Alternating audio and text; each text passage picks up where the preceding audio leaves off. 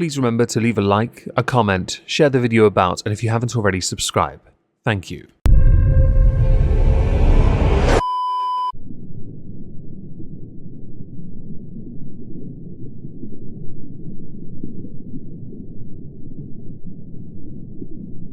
Well, isn't this just fantastic?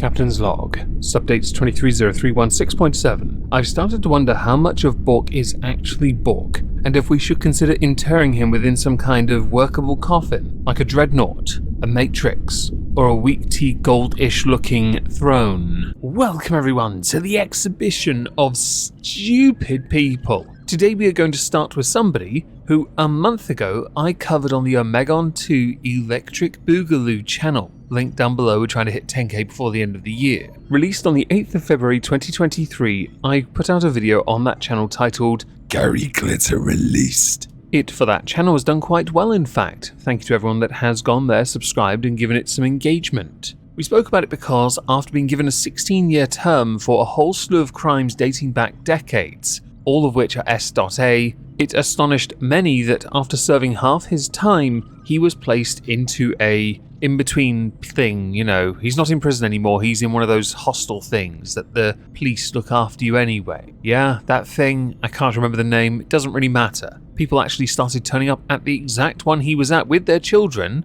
which is a strange one, to get him to understand what he had done, but he believes himself innocent, and rather amusingly, so does one of his illegitimate children, who he happens to be on terms with. They genuinely don't believe he committed any of those crimes. Okay, if you want to know more, for the context of Garry Glitter, I'd recommend that video and a Halls of Injustice that I've done on Garry Glitter. I'll link both down below, do check them out. The update today is, he was released early February, yeah? Okay, well today is March the 16th, okay? 3 days ago, disgraced paedophile Garry Glitter is sent back to prison because he was caught trying to access the dark web on his phone. Because he's a boomer, he searched for on the dark web how to avoid detection when web browsing on a mobile phone. He was spotted on camera inside a bail hostel. Clearly, he didn't get the answer.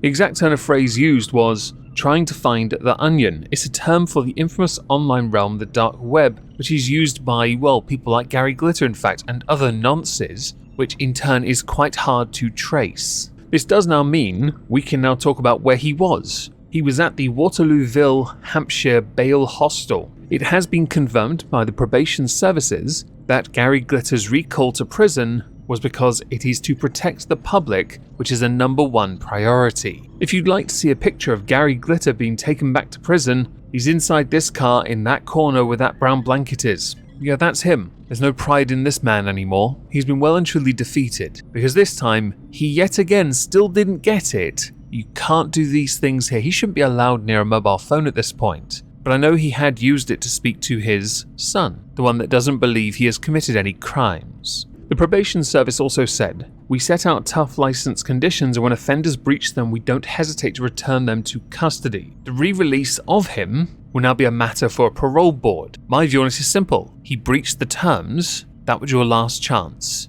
You've got another 8 years left to do. At your age, those 8 years are going to feel like the rest of your life. The query surrounding how he even had access to a mobile phone in the first place has actually been supported by the likes of the former Justice Secretary Robert Buckland, along with the former Home Secretary Priti Patel, both of whom also agree, go back to jail. I just love the fact that you were out for 1 month, possibly not even that, given the highest order of protection, behind gates, behind police. You were given everything, the most cushy of existences, to protect you and your life, because if you were in the public, you would be absolutely beaten into a pulp. And that is not intended as a threat. I have no intention of striking anyone, but that is a verifiable fact from other people in this country who take nonsense with absolutely zero tolerance. You're 78 years old, 78, and you're spending the remainder of your twilight years bouncing between prison to hostel to prison to hostel, because you still want to get your jollies off to children, all the while demonstrating the intellect of somebody that thinks eating a silicone breast implant counts as one of their 5 a day, by searching for the very thing to avoid detection in front of a camera. Bellend, thy name is Garry Glitter. Congratulations. Yes, celebrate! So next we need to talk about Gary Lineker and the BBC and the UK government. The UK government is trying to pass a migration bill of sorts. It's a messy bill, one that has led to much anger, debate, and some discussion? Sure. My view, as I live near Dover, has always been the same. Can you please stop those boats from coming across? Because people in these towns are not best impressed with this. There are methods to allow people to come through legally, legal channels, legal routes. Those should be explored first. This is not helped when the Home Office is barely touching any of the applications. Barely touching. Now they can blame this on budget cuts if they want, but they're the ones that said austerity was done, the Conservative government that is. And so that failure to get through all those applications is their fault. They cannot keep blaming people who keep crossing illegally when they are just as responsible for not getting on with the applications. There is context for other people who flee more war-torn areas and are seeking a better life. Many people in this country have welcomed them into their homes, and they're welcome to do that. A notable name of someone who is doing his part is Gary Lineker, a football player most well known for during a World Cup match shitting himself on the pitch and then smearing it with his hands all over the centre. Not even joking, where they start was where he dropped. He had tweeted, "There is no huge influx. We take far fewer refugees than any other major European country. This is just an immeasurably cruel policy directed at the most vulnerable people in language that is not dissimilar to that used of Germany in the 1930s. And I'm out of order?" There were many arguments about things he said, concerning Suella Braverman, who has been pushing for this bill, Rishi Sunak, who is doing the same as the Prime Minister. Many back it, Conservatives especially, because they were voted in by very Brexit-leaning people. People who want more restrictions on migration, but more done for those, or to those, who cross the channel illegally. Those who do it legally,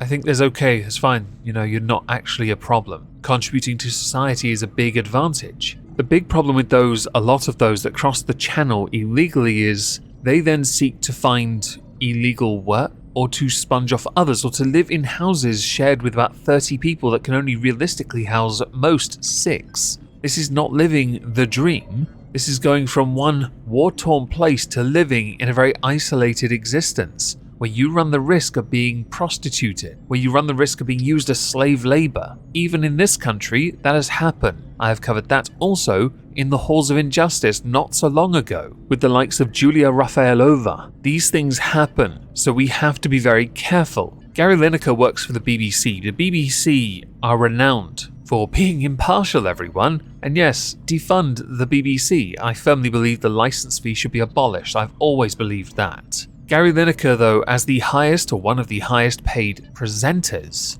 on that channel for football, has to maintain the standards set by the BBC, who have in turn suspended others for speaking out in a more political manner, because the BBC has to maintain the standards of impartiality which it often fails at. Tim Davie, the current ruler, premier, whatever he is, the boss of the BBC, defund the BBC, failed, much like his predecessors. They keep failing, in fact. But because of those rules, people seem to forget that Gary Lineker has to be held to the same standard because, like the WWE, the BBC essentially control you and your social media, but they don't actually control it. But they will control it if you go too far. Gary Lineker, being the highest paid, one of the longest serving, has a bit of a pass. However, he has to pick his battles carefully. That's not to say he's wrong with what he said at all, just that the BBC themselves imposed those rules, therefore they have to act when someone says something that does show a bias or leaning. If you use your position on Match of the Day,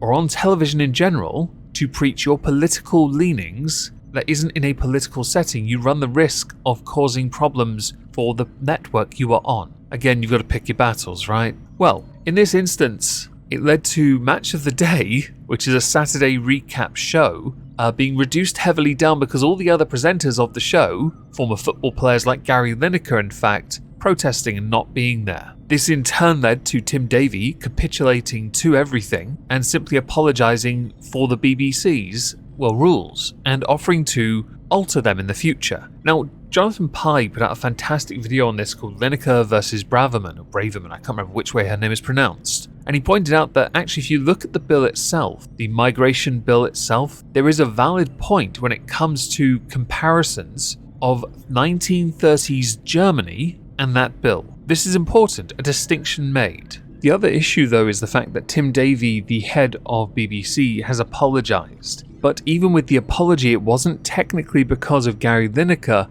it was because of the lack of TV show. So the BBC social media guidance, which was introduced in 2020, they're going to have to revise it to take into account individuals' freedom to speak freely, the very thing that they wouldn't want in the first place on a platform that is dying at the best of times. But to add one last thing to this, Gary Lineker technically works for the corporation in a freelance capacity, therefore he is not subject to those same rules. Therefore this should never have happened in the first place. To finish, we're going to talk about Jake Paul and Floyd Mayweather, both recently involved in their own respective fights. Jake Paul losing to Tommy Fury then going on national telly with the belt he was given, looking like an absolute melt. That's not a real title, it's just a paper belt with no real meaning. You look like an idiot. And Floyd Mayweather, who couldn't sell out in his first fight in the United Kingdom, the O2 Arena. That's embarrassing. It is rumoured though they're both going to have a fight at some point in the near future. That does not surprise me,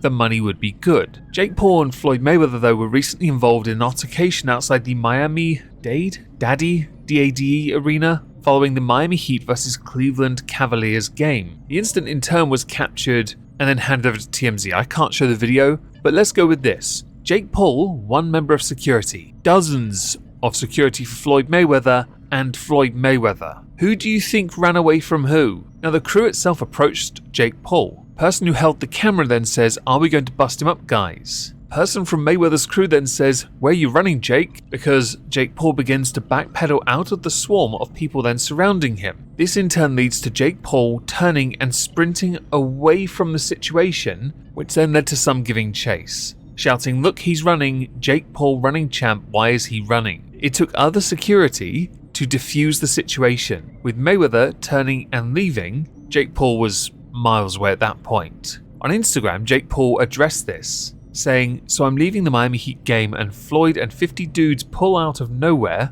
out of some side alley waiting for me outside of the stadium." He then goes on to explain what actually happened from his situation, by also pointing out, "I just took your hat and you're still mad at me?" He ran off. That was the hat snatch thing from when Logan Paul and Mayweather had a exhibition where Floyd Mayweather had to hold Logan Paul up, with Logan Paul, I believe, begging not to be dropped. Yes. Floyd, though, has said that he did not attempt to jump Jake Paul in the slightest, they just happened to run into him. Personally, I think the way to explain this is quite simple. Floyd and Jake are going to share the ring. At some point they're going to, because the money is good. Jake Paul made $30 million fighting out in Saudi Arabia. Add Floyd Mayweather's name instead of Tommy Fury's, and he'll make another $30 million. Floyd will probably make close to $100 million. That fight is a guarantee. This sets it up nicely, quite frankly. There's no point beating around the bush on that. But I think it's quite amusing because Floyd goes everywhere with a gigantic entourage. He really does.